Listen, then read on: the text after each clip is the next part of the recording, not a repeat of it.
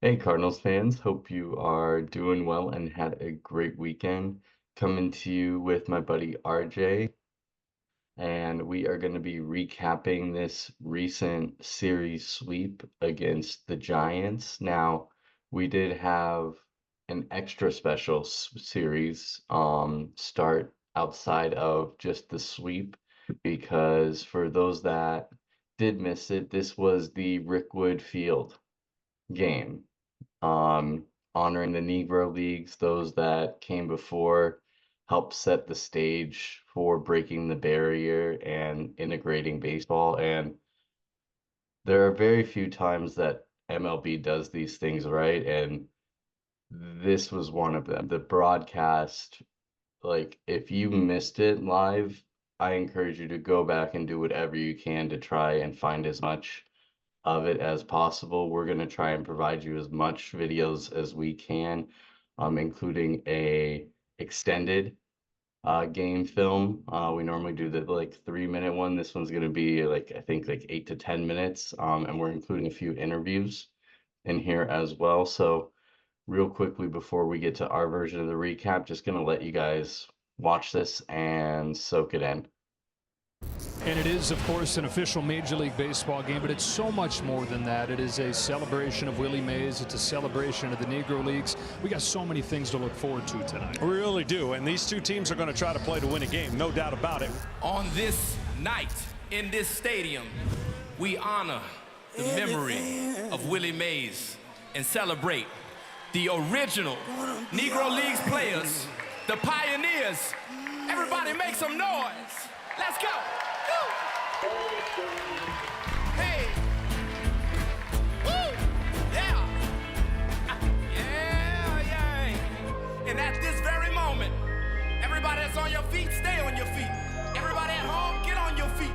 Everybody, we're going to invite out the original pioneers, the original Negro Leagues players to the field right now in Rickwood. Ladies and gentlemen, joining us here at Rickwood Field, please welcome Ken Griffey Jr., Barry Bonds, and Michael Mays, son of the legendary Willie Mays. Birmingham, I've been telling y'all that if there's any way on earth my father could come down here, that he would. Well, he's found another way. So you already stand to your feet. Let him hear you, he's listening. Make all the noise you can.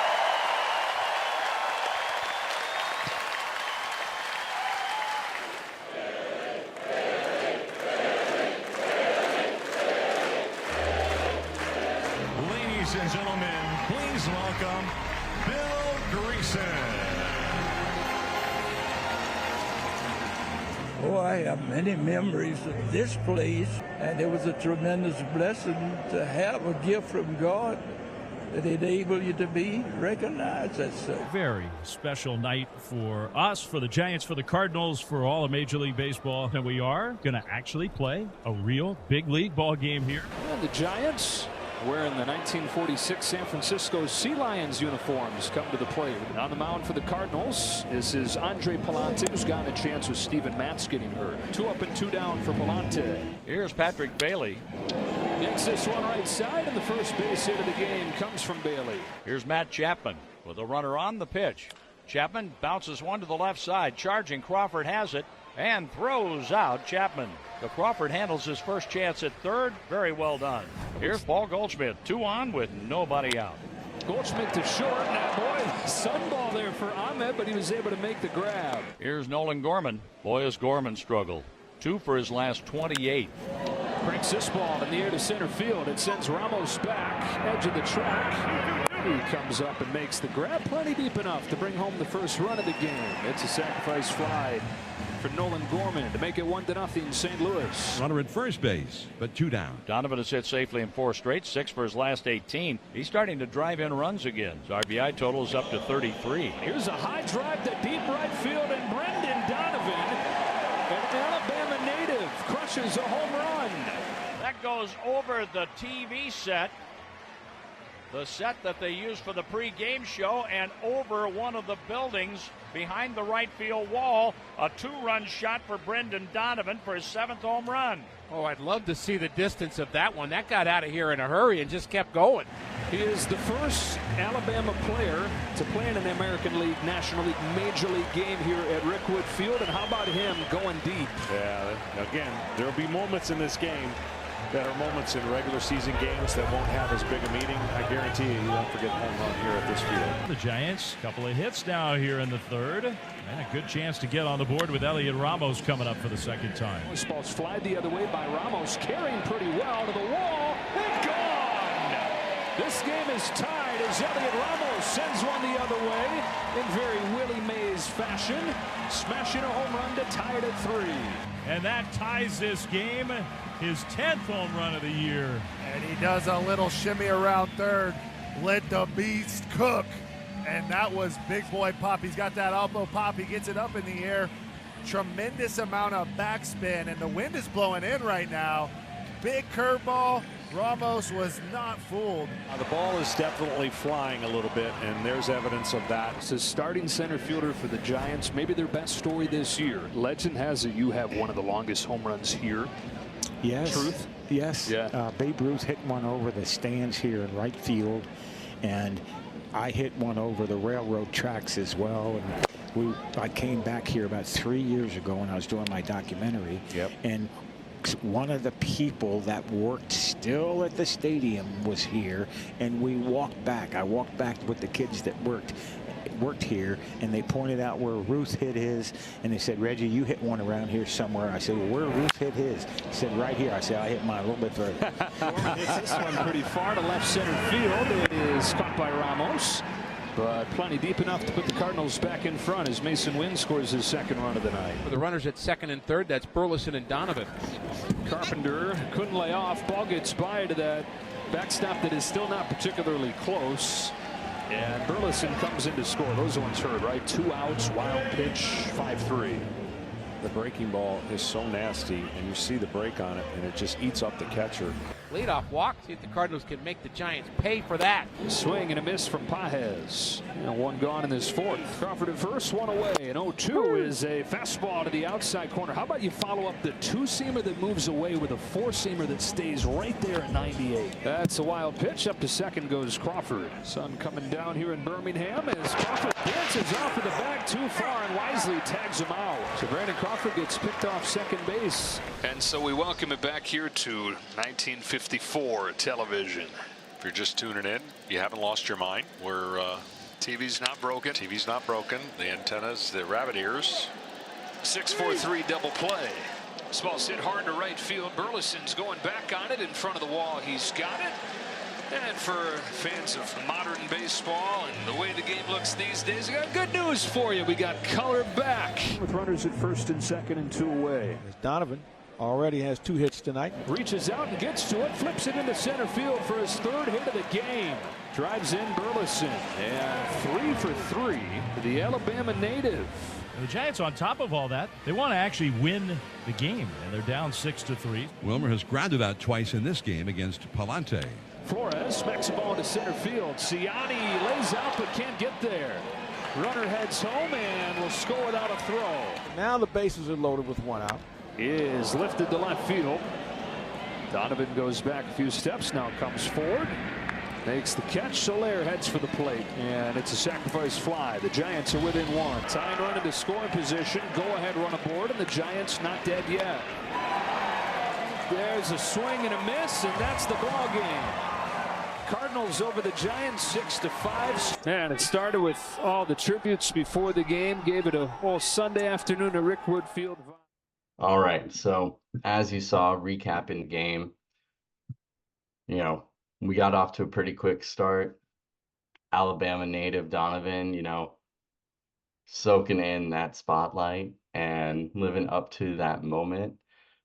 Bit of a back and forth game, but ultimately, you already know, come away with the victory in this one. Like I said, that coverage was absolutely fantastic.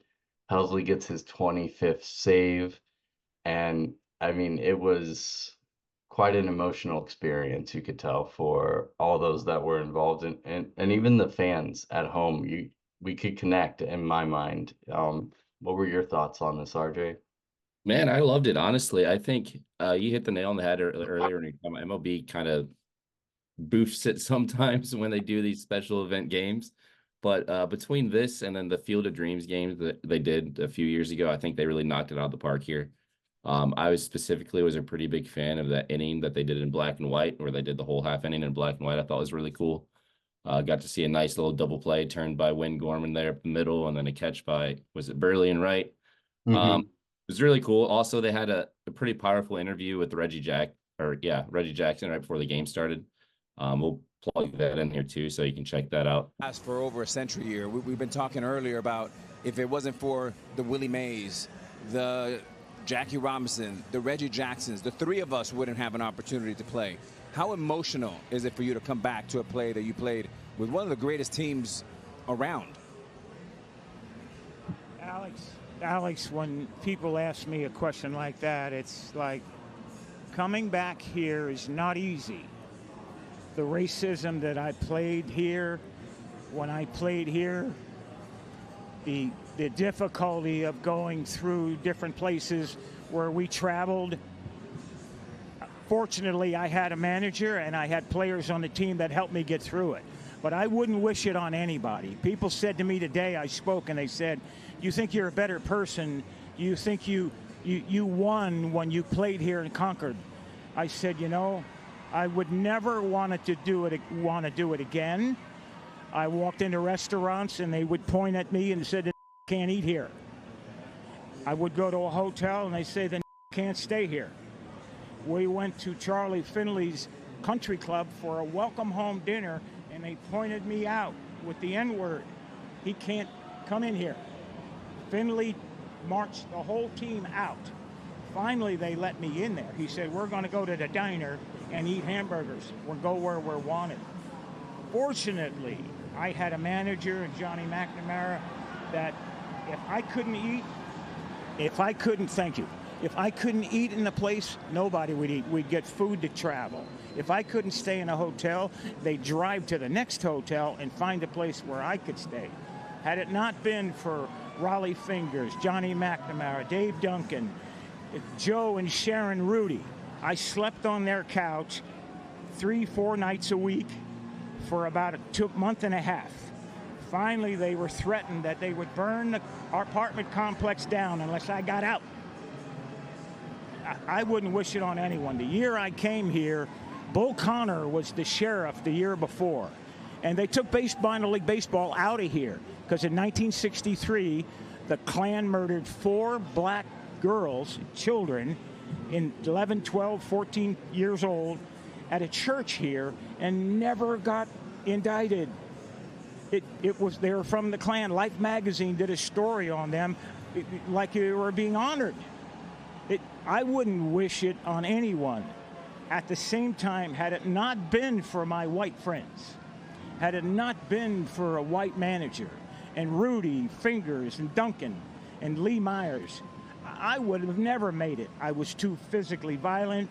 I was ready to physically fight I'd have got killed here because I'd have beat someone's ass, and you'd have saw me in an oak tree somewhere. Reggie,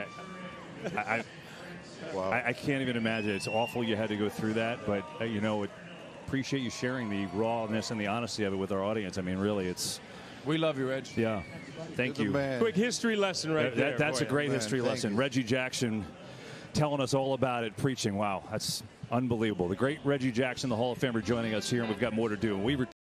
Reggie, the baton. I mean, outside of that, and the game itself, the game was a good game. A 6-5 win. We put up 2 pretty quick with the Donovan home run. They got a 3-run shot by their center fielder immediately back right after.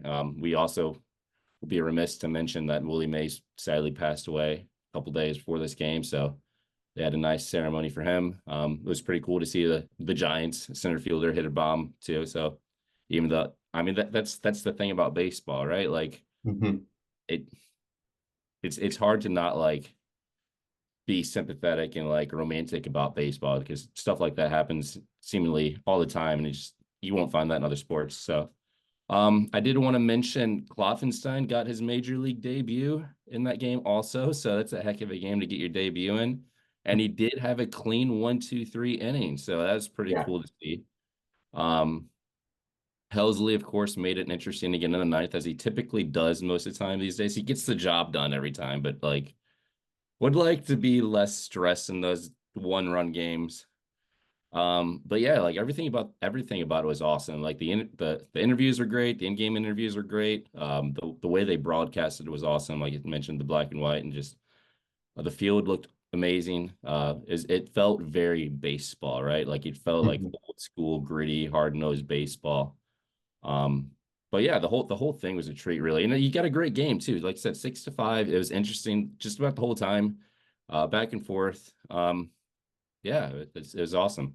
Yeah, I found it funny how many people were commenting about how different it is without the K zone on your screen. That's true. Yeah, and then there's no StatCast data too. So we're gonna plug a tweet here. It was kind of funny because there was this joke tweet going around that people were reposting that they believed, like hundreds of thousands of reposts, that Brendan Donovan hit it like 130 miles per hour or something crazy off the bat. And someone just made it up because there's no StatCast on it, so they could just do that. Oh God. But yeah, I mean, what a shot that was, though. That cleared that little green barn out there. So who knows how far that went. But yeah, it was a great event. I would have loved to be there. Only 8,000 seats though, so it's a tough one to get tickets to.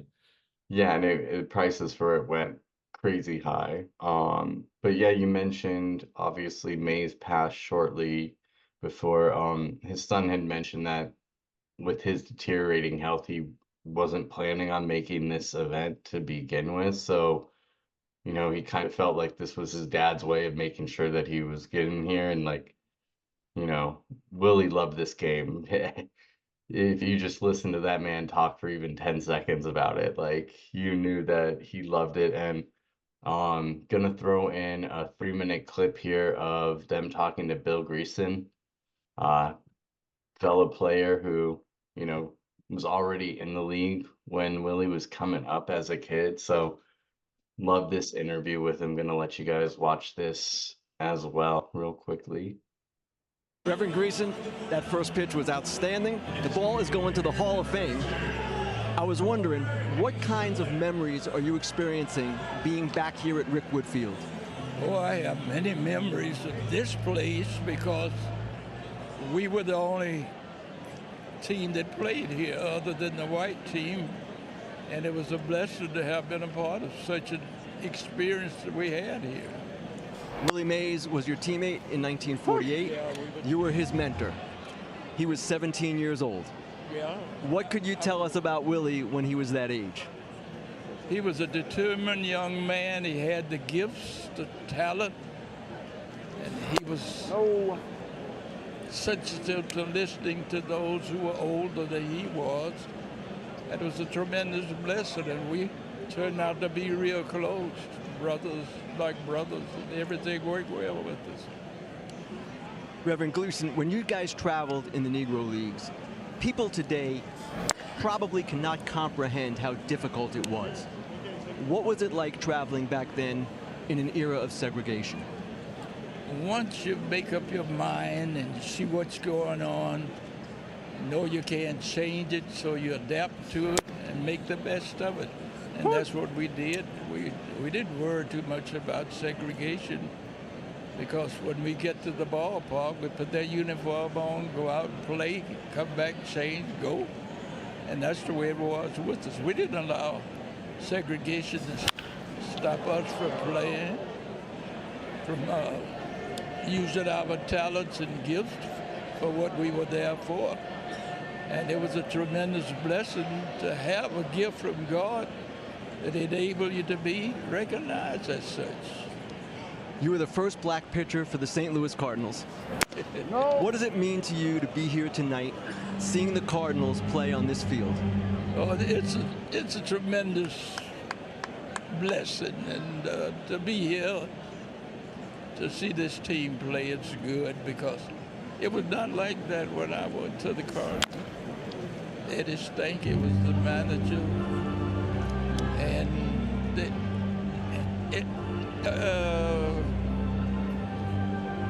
it hadn't developed yet, playing together and being together.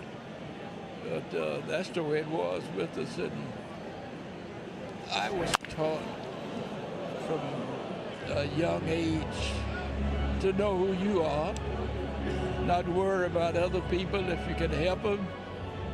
Just remember who you are and try to do the best you could. I had somebody I had to represent. That was my mother. And it was a gift from God for what I was able to do. And I just thank God things worked out as well as it did. Reverend Greason, thank you so much. Have a great night. Did that help any? It was great. Thank you. Yeah, real touching stuff there. So, I mean, other than that, like, I don't know what else. I mean, obviously, as Cards fans, we got the win, so it's extra special for us. But like, as baseball fans, if you like look around at what was happening, you know, back and forth nature of the game, it was exciting for everybody that was there. So, kudos again to MLB for putting together such a great event and giving all of those players their, you know, rightful dues and respect this year, obviously incorporating all the Negro League stats as well. As controversial as that may have been, there have been a lot of players that have been overlooked that didn't get to make the jump to MLB, like guys like Mays did. So they helped build this game too and help get guys like Winn, you know, coming up. So kudos again to them and, you know, tip of our cap for what they did for the game. Any final thoughts on game one here?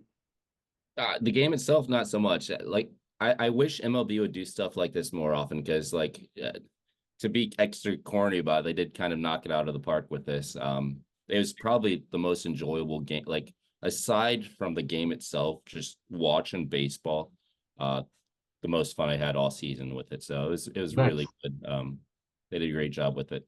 Yeah, and it was a national game, so anybody that wanted to tune in was able to do it. I do kind of wish they, like you had said before, I wish they would have done that old school broadcast a little longer than just a half inning. That was pretty nostalgic right there, especially for those of us that grew up with ESPN Classic and haven't gotten to see stuff like that in a while since that's been pulled. Other side note, where they knocked it out of the park, the uniforms, man. Yeah, I Like, wish we got the home whites though. What's the deal with that? We heard the Grays as the home team. I mean, I guess they liked the Seals, the Seals jersey that the white ones that the Giants had. I don't know. They yeah. were cool. They were awesome. The hats looked great too. So might pick one of those up. Oh, it was fantastic. And yeah, extra merchandise opportunity, never a bad thing for MLB. For sure. Better than some of those City Connects they put out. And Better than I most like of how the they stayed Connects. true to, because like people were pointing out that like they knock these out, but they suck at the City Connects. And like you do have to point out like paying homage to a jersey versus creating a whole new thing is totally different from a designer perspective. You know, I'm glad they kept it basically as close to modern day accurate as you could, even with the like weird O. Yeah, I wish they all would have worn the high stockings though, honestly. Like Ah, Brendan Donovan does, and it looks awesome. I don't know. I'm a high stocking fan. Get I get am too. the old school, like really curb cat and hat and get someone that does the big wind up over their head. That Well, would be pretty close. especially when you have the pro stockings too. You know, these aren't like Yeah. stockings that you and I went to Walmart and bought. These are like legit nice stockings and whatnot. So yeah. But uh because it was a special game and at a neutral location, it did throw a lot of people off that we were off on Friday. So had a bit of a travel day getting back on Saturday. We were officially the home team again Mhm. in St. Louis. And this was going to be an interesting pitching matchup because we were going up against our old pal Hicks, who many people have been clamoring for this year after he's been taking off points with the Giants. And started off a bit shaky with Giants getting to Miles very quickly. But we were able to battle back. Goldie basically golfed a shot out for his 350th home run in his career. So congrats on that. No Pujols 600, 700, but 350 ain't no, walk I in the think there's park 5 either. active players who have it right now, so that's quite the accomplishment. Yeah. And I mean, hopefully we'll get to see him hit 400 in Cardinal uniform too, but that's another discussion for another time. Anyways, Giants battled back, got the lead back, but our old pal Burly came back with a Burly bomb, 3-run shot, scoring Carlson as well as Winn, giving us the lead, which we never relinquished. He came back a couple innings later with another shot, score and win this time. And then Donny added on another one in the bottom of the 7th, and it was just nice to not have to use our save it guys in a close game, Right. 5-run victory. We haven't had many of those this year. No, we have not. I was actually at this game and I got quite cooked, and you're probably not gonna be able to tell on camera, but I got this nice pinkish hue now on my face and my arms. Couple notes from seeing this game in person too. That Goldie shot, I was sitting down the right field line, like right behind the pole almost in foul territory. That didn't look like it was going out. Honestly, he hit it way up high and it just kept carrying. And it's like I was looking at the flags. I guess the flags are blowing out. He got a little of that Wrigley effect because he hit it so high in the air. Because it did not look like a home run off the bat, but good for him, right? I did want to bring up Carlson for a second because, as you all know, I'm a Carlson hater. But when Burley hit that 3-run shot, that does not happen without Carlson. We had nobody on, 2 outs, and a 2-strike pitch. And he hit a little bloop single, but that started the inning, right? And then Mason Winn doubles their second, third, and then Burley hits a 3-run shot. And that was huge. That put us ahead. At the time, we were down 4-2. That put us ahead 5-4. Never looked back, right? Michaelis had a tough start, gave up 3 in the first. You're feeling not great because at the time, Jordan Hicks had an under 3 ERA before he started this game. And you're like, oh no, he's been taking everyone's lunch all season. Are we going to see like a Jack Flaherty-esque revenge game from him against us? Because we just we get used to that. Usually the guys we let go just usually take our lunch money, right? But I mean, the offense was super impressive. This is only the 4th game all season that we've won by 5 or more runs. Crazy, right? Like we played a lot of those games, like I talked about last time. It's insane. But yeah, you got 4 home runs. That's only, I think, the 2nd game all season we've had where we hit 4 home runs. Donnie's been on fire lately. I'll talk a little bit about that later.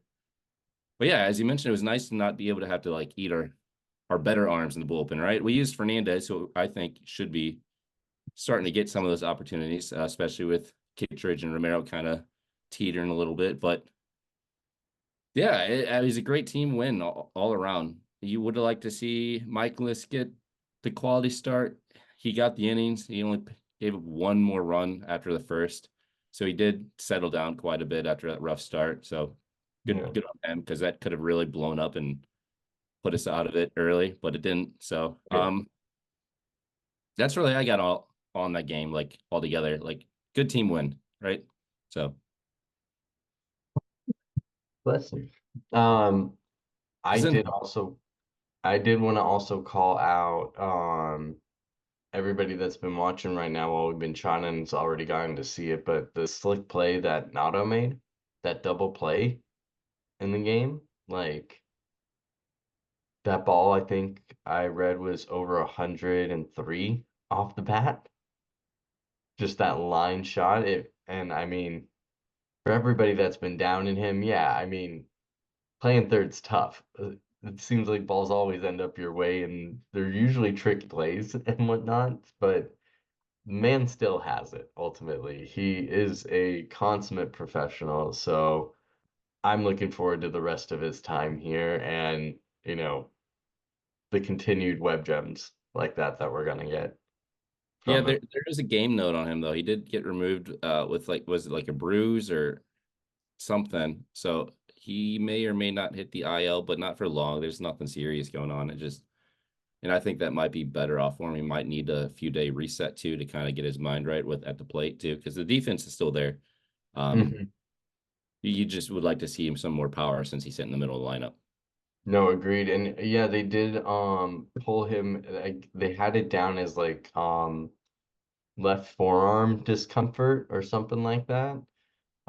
He got kind of jammed on that pitch, and you just wondered like if it just messed with him or, got him funky. But yeah, hopefully he'll be all right. And worst case, a minor IL stint just to get his head back right. Yeah, one of those 10 days One of those retroactive, right? injuries. Like, yeah, where he really only takes off like 4 games and they retroactive a few days before. He's not really hurt. He just kind of needs the reset, But I mean, yeah, like aside from giving up the 3 in the first inning, there isn't anything in this game to dislike. The defense is good. Michael Ciani made a beautiful catch out in center that had about a 10% catch probability. He got removed too. So, but I think it was bruised ribs with him. But yeah, the defense was on point. The hitting was on point. Aside from the first inning, the pitching was on point. Mason Winn starting to get more comfortable in the leadoff spot, which I'm going to bring up again later too. Bullpen for the most part locked it down. It was a great team win, and it's nice to win the series by game 2, right? So then like you feel a little better going into game 3. So, it was huge. To your point with the Ciani play, like not only was that a low probability catch off the bat, but there's a runner on second there and 2 outs. If he does not get that ball, that run is scoring. 1000%. Yeah, diving forward like that too. You don't make that catch. There's a good chance there's a triple or maybe even a shot at inside the park. It's definitely going to the gap because he's doing that dive forward at an angle when he's going for it. So yeah, I mean that was definitely a run scoring play there. So hope he's okay as well. But yeah, I mean Fernandez, he has been a great Rule 5 pickup this year. Yeah, you got him for free basically, right? So, yep. Yeah, it's been awesome. Rule 5. He's a Rule 5. We just have to keep him on the 40-man all year long. And Leahy's looked really good too, right? This is a guy that was supposed to be a bad minor leaguer that we brought up to just kind of eat some innings and blowouts, and he's been good. You have to wonder. You have to wonder how much Bloom played into this one. Yeah, I don't know. We're fine. I guess this is our due because Keenan Middleton didn't work out. So like this is the way the baseball gods correcting that mistake. Hopefully, I mean they continue, right? Like because they've been phenomenal back there. Yeah. I mean, it would have been nice to still have Middleton too, considering this is what we got him. Yeah, for sure. But yeah, awesome win. Like it was a fun game to go to. I got cooked a little bit, but it was cool. I got to see 4 home runs. We won by more than a save opportunity, which is rare. So it's cool. Well, and I mean, to the point of you getting cooked, I think people are starting to see again what the Heat in St. Louis can do for that ball. Like you said, that Goldie ball didn't look like it was gonna go out, but a nice summer day in St. Louis, and that thing just carries a little bit further than it should. And I could turn the humidor off. Yeah.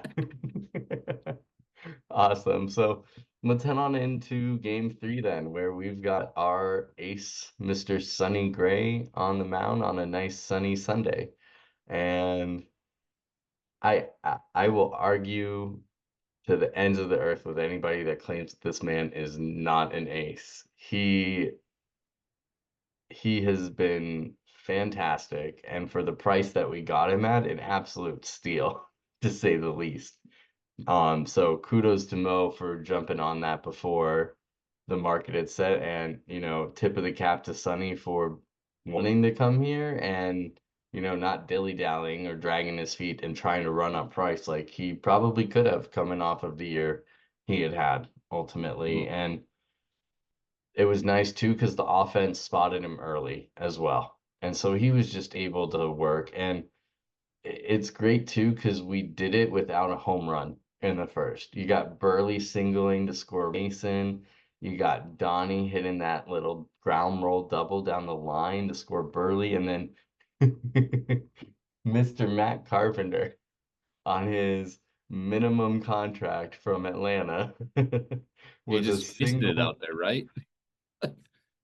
I mean, these few hits that he's had alone are worth the 750K we end up paying him on a full year. Plus, for those that missed it, Burleson was quoted this week as saying that Carp telling him to just unload, and keep doing what he's doing is what really clicked for him. And people are gonna like blame the coaches in that, but he even admitted that the coaches have been telling that. But it's one thing when you hear it from a friend and a colleague versus a boss. Oh, Boss, yeah, you're like, an all-star, right? Like, yeah. he's got close to 2,000 career hits. So, I mean, Carpenter knows what he's talking about when it comes to. I know he's been bad like well, with us, he was really bad the last couple years. He kind of had that resurgence with New York, but for sure, like he's a well-respected guy in the clubhouse by anybody, like on any team, even like the Yankees, for as renowned as they are, they respected him there in their clubhouse. That's why they wanted him there. So like hearing that from him and like talking about Burley, holy smokes, this guy's turned a corner, right? Yeah. I was always a believer. I'm just gonna say that was like I believed him, but yeah, I mean it's different hearing it from someone who's such a good hitter too, right? Hmm. You have that belief in you. So Yeah. And I mean, it's great to see he's got a good salsa too. For those that have never tried it, hopefully they'll be bringing it back. But let's get a um, couple big playoff knocks, right? And then maybe you can start that marketing campaign again. but yeah, Gray was wheeling and dealing until the seventh, had a perfect game going. And then one mistake, you know, goes yard. Ultimately that ends up basically being the day for him. Gets out of the inning, no problem, the rest of the way, but comes out the next inning and JoJo runs into a bit of trouble. So Kit has to come in and kind of save his ass a bit. But managed to avoid any other major blows. Halsey comes in, gets his 26th save, and we complete a sweep against the Giants and really solidify that second wild card spot. Full game advantage. I know that doesn't sound like much, but considering where we were just a month ago, that is leaps and bounds a lot better than anybody could have been asking for. We just wanted to be in the wild card hunt a month ago, and here we are firmly with a second place spot. So um a lot can change. So hopefully they can keep this all up, but we got a tough test with Atlanta coming up. I mean, before we jump into that, any final thoughts on game 3? Yeah, my cat's destroying something beneath my feet, so I'm sorry if I look distracted. Um, I have a lot of stuff I want to talk about actually, so this may go over the normal typical episode limit. But I wanted to talk about Sonny Gray and like the controversy with this game today, I guess. And for one, that pitch that was hit out by Patrick Bailey wasn't even a bad pitch. He threw it was 2 outs in the seventh. He had an 0-1 count and he threw it like 2 inches off on the inside. He just pulled his hands up and then golfed it out down the line. I mean, what are you gonna do? It wasn't even a strike. If he takes it, it's a ball. Like it's a clear ball too. It's not even like a controversial one. He swung at a bad pitch and hit it out. By bad, I mean not a strike, not a. It just hung a bit, and it gave him enough time to track it and whatnot. He threw low and into a lefty, I guess. Still not a bad pitch. I mean, you want to jam them, and that should like normally that would jam a lefty because it's too far in. He just made a really good swing on it.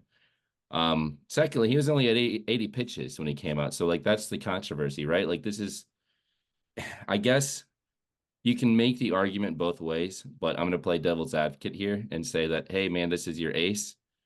And he's given up one hit and no walks, and he pulled him at 80 pitches. And we've had this issue with our bullpen having to rely on these same like 2 or 3 guys because we play in so many close games. We've played in like out of our 75-ish games we've played this year, almost 60 of them have been decided by 3 runs or less, one way or the other. We've been relying a lot on like these high leverage guys. So like you signed this guy to be your ace. Let him be an ace. Let him be a dog. He's only given up 1 hit and walked nobody. He's at 80 pitches. He's not even at 90 yet.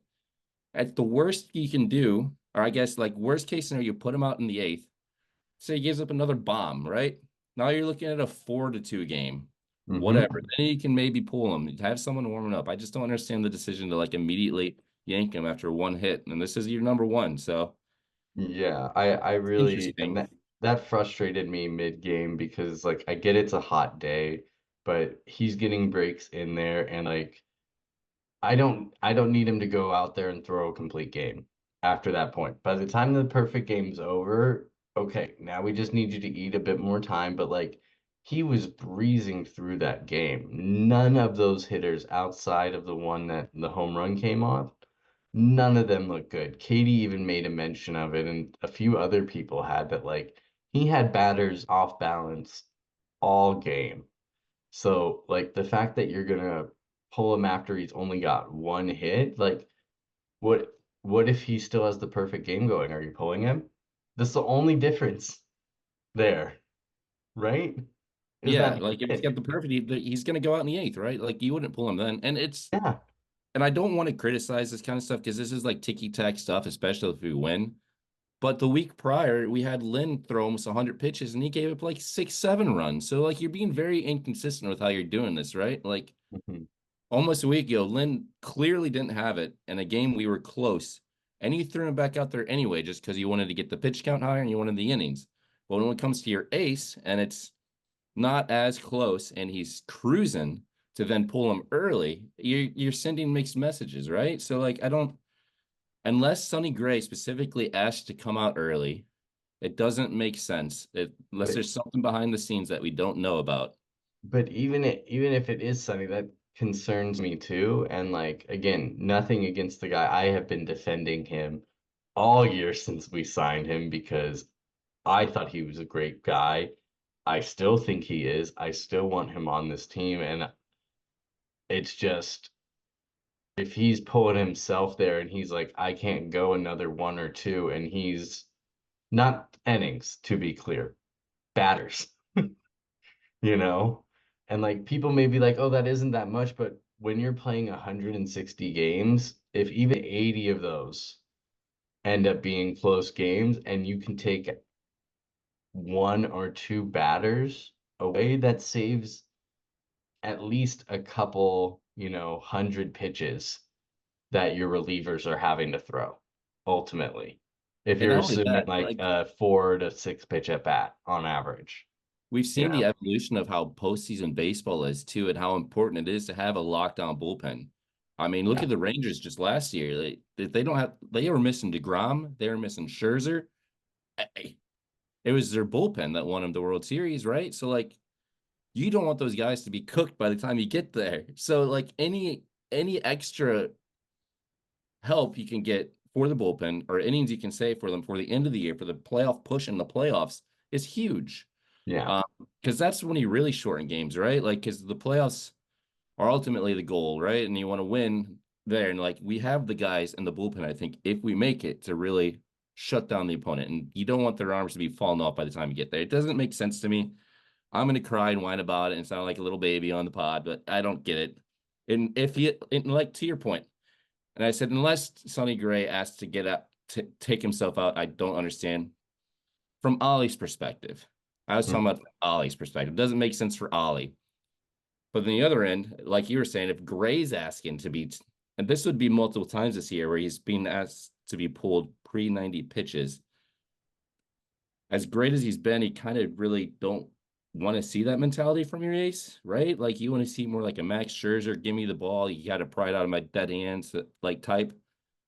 I don't know. That's a small complaint, I guess. Sonny Gray's been phenomenal. This isn't a knock on Gray. It's just like I hope. Yeah, and we don't want to assume anything about him. Yeah, because he is a Cy Young finalist.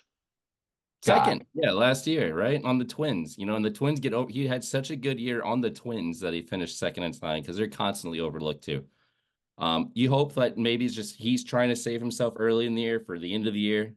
and he won't do that come like playoffs and playoff push. He won't be like, oh man, yeah, I'm done at 80 pitches. So, Yeah.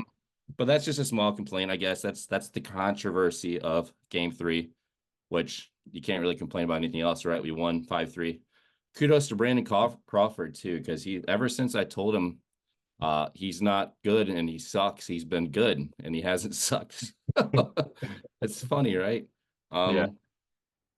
But yeah, overall series sweep, right? We were complaining about the Marlins series, the losing 2 of 3. We can't have that happen. But if I told you we went 4-2 on this little excavation of our last 6 games, you'd be happy with that, right? So, Well, again, this team is playing to the level of their opponent. We're losing to Rockies, Marlins, White Sox, but we're sweeping the Giants. We're sweeping the Orioles. Yeah. Doesn't make sense. Pick a lane, guys. Pick a lane and stay in it. Let's just be a dominant team for the second half, right? That'd be great. Just beat teams are supposed to beat and play 500 against the good ones. Yeah. We got 2 minutes. I have notes on a lot of players. Yeah, go ahead. As a whole, I'm not gonna do it in 2 minutes. I don't want to be like cut off mid. We'll go ahead and extend it.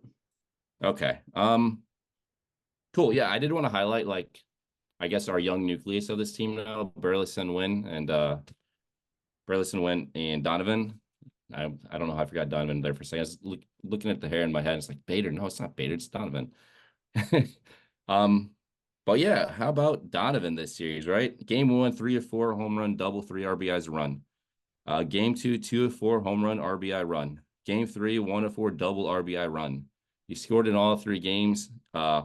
He had extra base hit in all 3 games. 6 for 12, 500 average, slugged over 1,000, multiple home runs, multiple doubles, 5 RBIs, 3 runs scored. This is a guy that's like really key to our offense too, right? Like we've seen it all of June, which has been a good month for us, believe it or not. But for the month of June, he's hitting 310. He's got a 338 on base, slugging over 500. 140 WRC plus. He's got an 845 OPS for the month. He's been phenomenal. Like, and he's really starting to hit the ball hard and far more consistently. So he may have unlocked something in the power. Hopefully, you'd like to see, especially since the guys we typically expected from are underperforming in that department. So that was big to see. Another guy I wanted to talk about who's going to be a key component for the future of this team and maybe possibly our first baseman long-term of the future. We'll see how that plays out, right? Alec Burleson, who everyone wanted to trade this offseason, who nobody liked and nobody thought he was any good because of, like I said, his very historically bad BABIP luck last season. I said this guy's got elite bat-to-ball skills, and he hits it hard everywhere. It just happens to be right at people all the time. You're a believer, right, Trevor?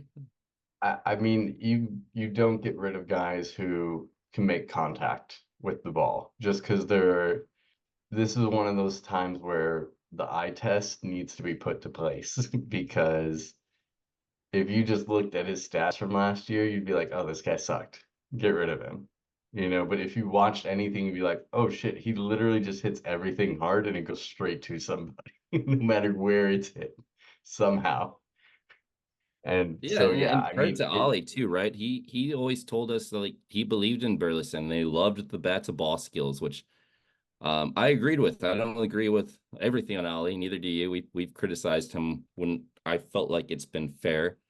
But yeah, for this series, let's talk about this series specifically, and then the month of June for him also, right?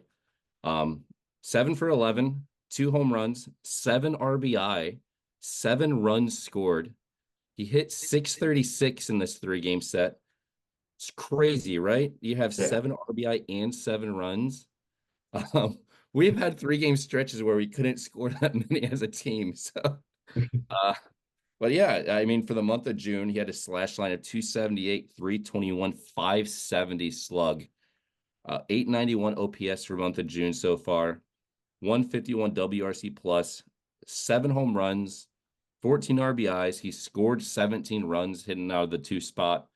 I mean, the dude's been phenomenal, right? Like, you can't really ask. This is a fringe all-star candidate, in my opinion, because if you look at the outfield right now, with Acuna being down and Soto being in the AL now, the outfield isn't as stacked in the NL as it used to be. And he's like, for most important stats, he's in the top 5 out there.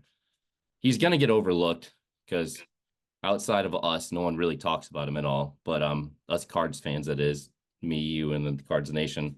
But yeah, he's been phenomenal. And like, it's between him and Donovan and Winn, who I'm about to talk about here in just a second, they've been huge for this team. Especially, we talked a lot about Goldie and Arnold struggling, especially in the power department. If these guys don't take this next step and like really help carry this offense, we're dead in the water. So good on him, right? Like, it's awesome to see. And we knew he had the ability. It's just whether he would actually put it together or not and do it. So yeah, I mean, is there anything you want to say? I know you like Burly too.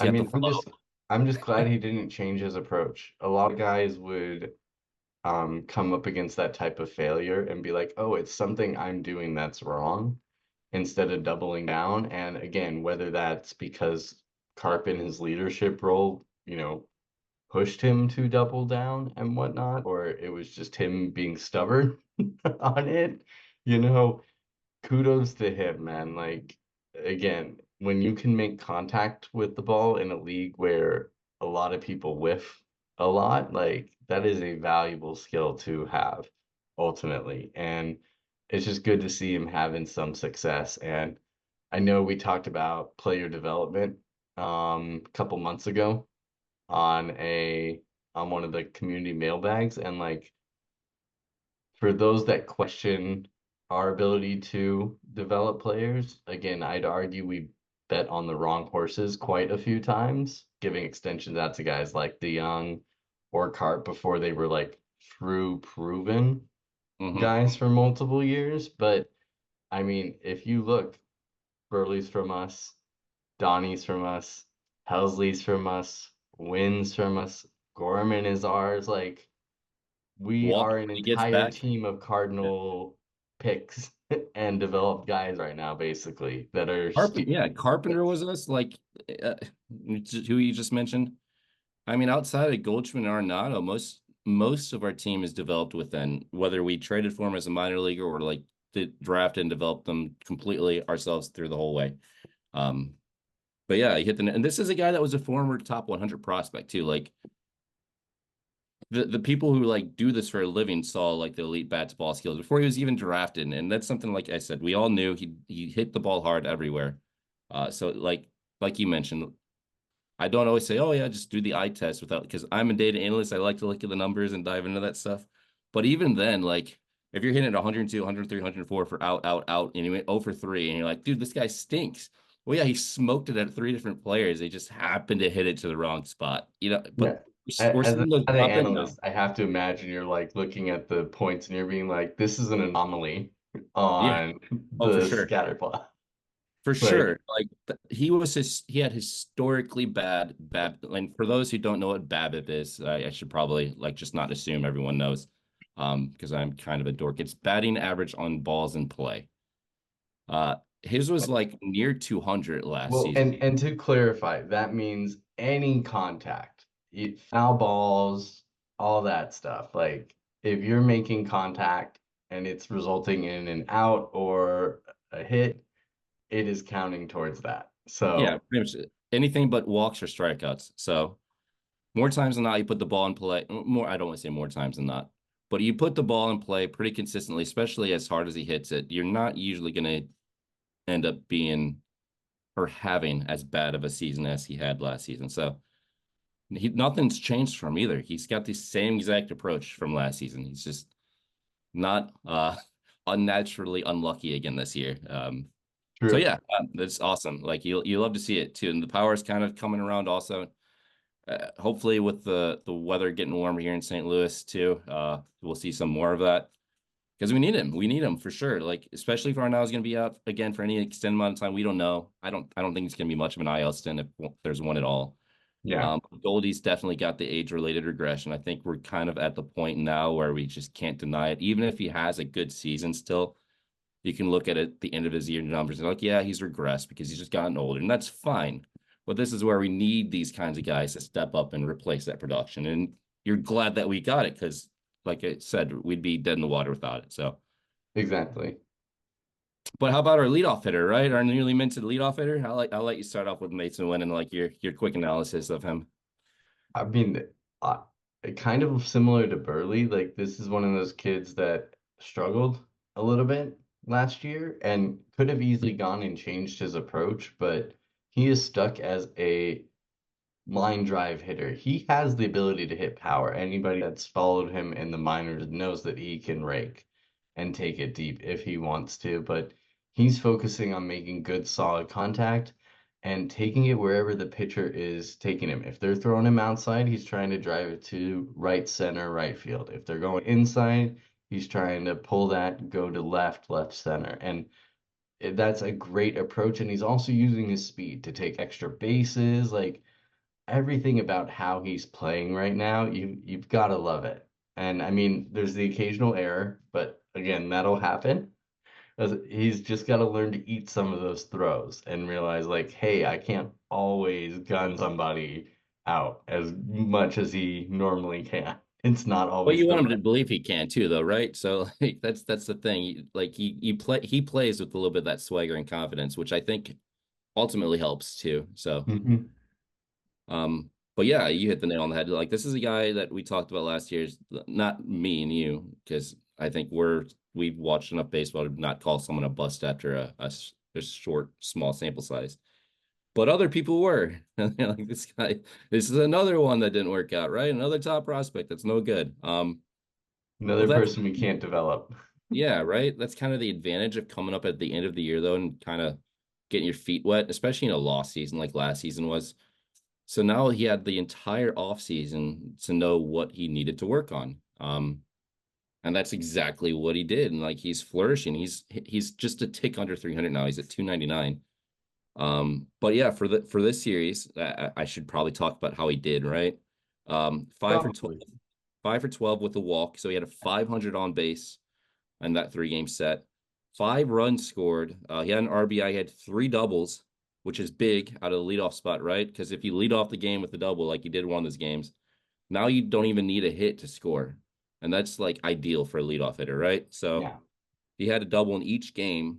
He's got a 338 on base on the season. He's getting more comfortable out of the leadoff. Something we didn't even mention about him is he had elite speed. Like he's one of the fastest runners in baseball too, which is a lot of people said like, oh, he hits better out of the 8 and 9. But he's such a good hitter. You want to give him those opportunities hitting leadoff too, especially when you're going to get the extra at bat and you have the speed. You just need to get more comfortable out of it. And he's starting to put it together up there. So, I mean, yeah, you get extra base hits out of leadoff. You make it way easier to score runs. And that's exactly what we did this series. He scored a lot of runs where we normally don't. So, Hmm. And it's you have really different responsibilities as a leadoff hitter, and that's what some fans don't understand. Like, you have different roles at different spots in the lineup. And when you're the leadoff hitter, your main goal is getting on base. And with the mentality that he has right now, it plays perfectly into that. He doesn't have to adjust from being a power guy right now into being the on base guy. He was already the on base guy. So it's simply just getting him, like you were saying, more at bats and more opportunities to get on base, which, as anybody's noticed over the last couple of weeks, has been leading to more runs overall. yeah, for sure. And like I said, you hit a double too. If you're able to hit doubles, I don't even care about the home runs at leadoff. Not at all. I know some people would like them. It's a nice to have. It's not a need to have, right? But you're It's getting not on something I second. want. You get more momentum from getting a hit or a double, especially a double, like you said, than from hitting that home run right off the bat. Because guess what? If the next 3 guys strike out, the pitcher has all the momentum back. If you're on second, the pitcher's now worried about you, and you're now affecting the rest of that inning and whatnot. The simple act of getting on base, like, people really don't understand making a pitcher. Most pitchers are not comfortable throwing out of the stretch for long periods of time. Like, I'm one of the rare guys where I love stretch and I preferred it over windup actually, but like most guys love the windup. It's just more natural, more fluid for them. And so if you can get them out of that comfortability factor real quick, it sets the tone for a game. And I mean, like you said, you look at what he did with that 500 on base percentage this series, and he really got to teams early by getting on. Yeah, and like here's a fun one too. I did this myself. I didn't find it on Twitter, I promise. No, for real though. He's got 31 runs scored on the season, right? He scored 5 of those in this just 3 game span. So that means the other 73 games prior, he only scored 26 runs. So if he continues doing this at this clip, he's gonna end up around like 80, 90 runs scored before the season's over, which would be huge, right? Like considering he only had 26 in 73 games prior. Well, and look at what the difference in those prior games is, the shift to getting him like a focused, concerted effort to get him more at bats and whatnot. And that includes even, remember how people were griping that they gave him that at bat when he was in the middle of his hit streak? Like, yes, you don't want to ruin the hit streak, but he's your hottest batter at the time. And yeah, you gave him a day off, but I did like seeing Ollie call him in there. They're making an effort to get him more at bats. Moving him to leadoff has been great, and I'm I'm just glad as fans and people that are commenting on this every week that it's working out because it makes it easier for us. Because we Well, yeah, want to it see wasn't them working out succeed. initially. Like he struggled initially out of the leadoff, but that's just one of those things you kind of have to get comfortable with and adjust to a new role. I mean, he didn't really have to change his swing. He's still one of the best line drive hitters in baseball. He's still one of the best 2-strike hitters in baseball. So why would you not bet him leadoff, right? Like he can do that and he can hit for power in the gaps and get on second and immediately put pressure on the pitcher where like he knows that I can give up a run now without even giving up another hit. Like that's Yeah. big, right? So especially with the speed too, that it's a really cool thing to see develop over the series. I hope it continues. Um, guy's a 300 hitter, right? So like you would think he's still going to be successful the rest of the year. But yeah, that's just something else I wanted to point out too. Like that's our young nucleus, right? Like them 3, and then maybe like a Newt Bar if you hope he stays healthy.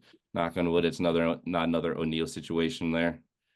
Well, But and then you have Gorm mixing in for power at second, and hopefully Walker getting things fixed out because he's been hitting his stride down in the minors recently as well. So, I mean, this is a very young group that we have and very cost controlled. We could easily find ourselves in a situation where we have the ability to pull off something similar to what the Braves have done, where they have this locked core group that they're able to pretty much just roll out every year, and then they just add a couple pieces here and there to keep themselves contenders as, you know, stuff shifts around yeah, us. hopefully we draft ourselves a Spencer Strider this upcoming draft, right? That'd be nice. So, or Max Fried, who's going to be free agent. I think maybe we should target this offseason, but that's another conversation. No, you're right though. Like this is the rare opportunity this franchise has picking in the top 10. It rarely ever happens for us. And this is where you're able to find these guys that can be an ace or a cornerstone. Obviously, we would love to have another ace, so it's just going to be who falls to us. A young ace, right? Like Sonny's Yeah. the ace, but we want a guy who's going to be an ace here long term and is in his 20s, not his Well, 30s. correct. Somebody Like, that can fill in at that, fall into the number 2, 3 slot for right now and kind of get mentored by Sonny over his next few years while he's here and then kind of take over. Kind of like what Wino did from Carp. yep, exactly like that. It's a good comparison there. So, Yeah, I wanted to talk about this wild card a little bit though. It's crazy. And I know this is a completely different discussion than the series, but I have to, right? Like, yeah. you look at the National League right now. So I did want to point this out since Ali got ejected on Mother's Day. We are 24-13. I know we've had a couple of series where like, oh, how do we lose those games? But that's the best in the National League. So not too much to complain about. But over the last 10, we are 7-3. There's only 2 other teams in the National League that have been better over the last 10. It's the Braves, who went 8-2, and the Mets, with their new mascot, Grimace, over there. If you haven't checked into that, it's pretty funny actually. For those that are unfamiliar, the whole Grimace story is everything has been shitty for the Mets all season. After their hot start, they have been terrible, unable to do anything. all of a sudden Grimace comes to throw out a first pitch, and since then they have rolled off a winning streak and just somehow managed to keep it going. Yeah, so they won 7 straight before they finally lost one, and then they won the more recent. They won today. They beat the Cubs, so good for them. But yeah, they're 8-1 since Grimace, so it's funny. But yeah, over the last 10, the Cubs are 4-6, the Padres are 4-6, the Nationals 6-4, D-backs 6-4, Pirates 5-5, Reds are 4-6. Like I mentioned, the Mets are 8-2, and the Giants are 3-7 because we just swept them. But we're 7-3 over that period of time, so we gained ground on everyone but the Mets and the Braves. We're only 5 games back of Milwaukee right now. Who did I even write that down? No, I didn't because I'm a doofus. But I think they're 6-4 over their last 10 also. They're 5-5. 5-5. Mm-hmm. So, yeah, go figure. That's the one I didn't write down. You're dumb, huh? But yeah, like it's just crazy. Like we talk about the trade deadline and maybe wanting to grab another pitcher, right? But here's the problem: we have the 3 teams at the top. So we got the Dodgers, and we got the Brewers, and then we got the Phillies, who are like clear, like the top of the NL. Then the rest of us are within 3 games of the 3rd wild card. So there's 10 teams within 3 games of the 3rd wild card. Then there's 2 bottom dwellers, right? And the Marlins and the Rockies. Trade deadline is going to be crazy. A lot of teams are going to overpay. So I want to set that expectation right now. If we don't do something crazy, it doesn't mean we didn't try. Because do we really want to give up like a Walker or like a Chase Davis or like a Tink Hence to get a Luzardo? Because I would not like that personally. I'm going to go one step further and prepare everybody for another Hap Lester deadline. These are not going to be beautiful names by any means necessary, but these are going to be picks that Bloom and Flores are high on, that they think that can make a difference, even if it's a few innings here or there. These trades somehow usually work out for us. I don't know how we are able to pull them off. But yeah, I mean, and the problem is on the AL side as well, it's pretty much the same story. There's only 3 teams that are realistically eliminated right now. All the rest are within 6 games, so not as tight as the NL. So if there is any hope, maybe we can swing a trade with our favorite partners, the Angels. We love having guys from them on our team. For those that aren't aware, there's literally a laundry list of former Angels that have been Cardinals and vice versa, including Adam Kennedy, David Eckstein, Troy Percival, David Troy Freese, Gloss, Edman, Troy Edmonds. Gloss, Albert Pujols, Dan Herron. It's a fun list if you ever want to look it up. We have actually been longtime trade partners with the Angels. It seems to be one, and they do have Scott Spezia, World Series here. How could you forget him? World Series here for the Cardinals and the Angels. So, but I mean, as to your point, people are going to be overpaying because right now there's only 5 teams and they're going to command whatever the hell they want because somebody's going to want to go all in. It's a seller's market for like the 2 teams that may realistically sell, right? Yeah. Maybe there's a month before the deadline. We could see a couple teams just completely fall out of it. But this is kind of unprecedented, right? Like with the 3rd wild card to have this many teams in the thick of it. You have 13 of 15 teams in the NL competing for playoffs. Yeah. That's crazy. So like the Marlins and the Rockies, or whoever they get rid of, are going to demand a king's ransom if they're even like the slightest bit helpful to any of these teams that are going to be vying for playoffs, right? So that's why I say don't expect a huge splashy name. It would be cool, but if we do get that huge splashy name, it's going to hurt, right? It's going to hurt a lot, probably. Well, it's shitty too. It's shitty too because up until like a week ago, the Nats and the Mets were on their way towards being sellers. And now all of a sudden they're right The Mets there. are going to get so much for Pete Alonso too. Maybe they should, because I don't think they're re-signing him. Maybe they will, but can you imagine? Like, hey, we have a first baseman who hits 40 home runs and drives in 100 RBI every single year. and we're going to want 3 of your top 5 prospects. But you know what? Good for the Mets, right? I guess the grimace thing is fun. So I don't really hate the Mets like a lot of other Cards fans do because I wasn't born in the 80s. So, but yeah, the NL, it's a wild place right now. It's fun. It's fun baseball. I know like some people don't like the third wild card because it promotes mediocrity in the playoffs, but this is what MLB wanted, I think, overall, because you have more teams and more fan bases and more fans interested at this point in the season, whereas before they wouldn't be because they'd be too far out of it already. You want the fans to be invested, so that's good for baseball, I think. Well, and to your point, to point out the anomaly of this year, even if it wasn't for the third wild card, like all but 2 teams are within 4 games of the second, 3.5 of the second one. Even if that new rule didn't exist, like this would be a dog race right now without a it'd be 4 games back of us. The furthest out would be the Giants. 4 games back of us for the second wild card. So it's still crazy. Yeah. But it's fun. Like, and I wanted to talk about this because we haven't really dove into this too much, and it's interesting for sure.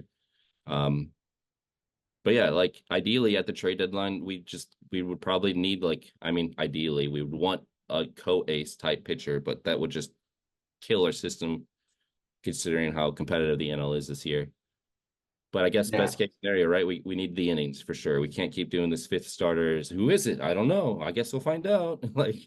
Find out next time. It's like, no, like I want a guy I know is going to be out there every 5th day, right? So like that's, even if it's someone who pitches to like a 4-4-5, he gives us 5-6 innings every start, that's a win. So hopefully we can. I expect us to go after a 3 or a 4 in a rotation.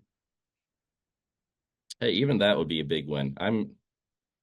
Miles has made me look foolish with how good he's been lately. Hopefully that continues. Sonny Gray is phenomenal.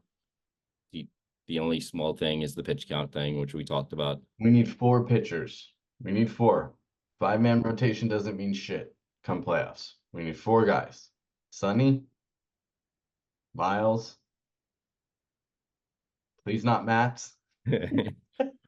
What? No. Yeah, exactly. No, but like that's where it gets iffy because I mean you can throw Gibby out there right now. Lynn is questionable, right? Because he's up and then he's down and then he's up and then he's down.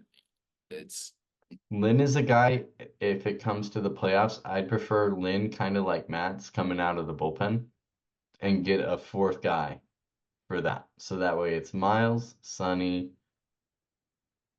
that 4th guy, whoever it is, and but I want to prepare everybody right now. We're not going to get our 1 or a 2 with how things are. If things get really funky in the next month, maybe we can pull something, but there's just not enough trade partners right now, and it'll be demand and ransom. And Mo's not going to want to get rid of this youth, the youth core that we literally just spent a good 15 minutes talking about a moment ago. They're not going to want to pull from any of that or from any of these young pitchers that we have coming up in the next year. And they've been impressive, right? You talk about some fast risers like Quinn Matthews has been stellar down there. But yeah, you would not want to get rid of him or a Tink Hence or like even like a Cooper Herpy but that's a different discussion again. Watch our breakdown of the prospects. We talk a lot more about them then.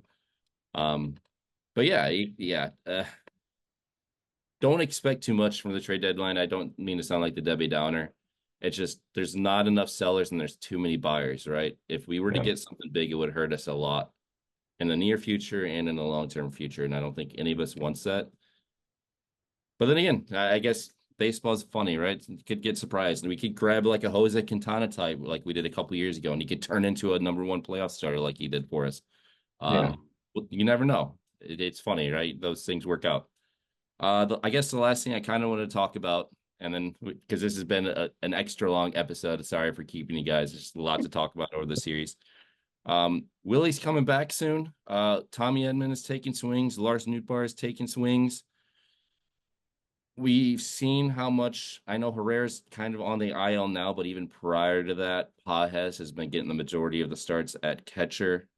With those three guys coming back and Pajes kind of cementing himself as the second option, I guess, or the number one option now while Willie's out, does that make Herrera expendable? I'll send that over to you. It does, but it doesn't, because I don't see Pajes as like a long term, and it's easier to strengthen Herrera's arm than it is to turn Pajes into a hitting catcher like Herrera is. Because the whole plan was to have Willie at, the mainstay at catcher right now, and to slowly transition him over to a DH role and have Herrera take over as that catcher of the future. Um, and I mean, it's really just his arm for the most part. People just know they can run on him, but if you give him a whole off season and you give him a regimen, like that's not that hard of a thing to fix for a pro athlete, in my opinion.